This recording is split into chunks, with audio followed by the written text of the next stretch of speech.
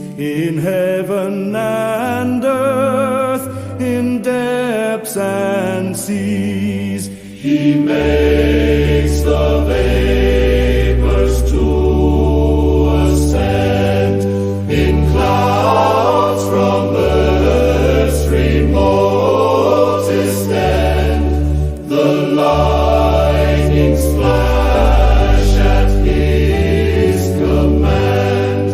He holds the tempest in his hand.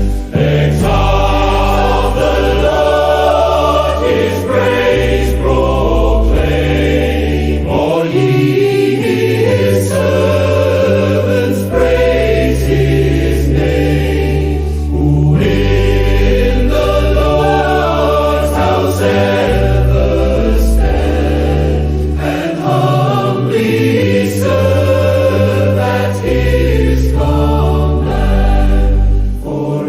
Forever praise and bless his name, and in the church his praise proclaim. In Zion is his dwelling place. Praise ye the Lord, show forth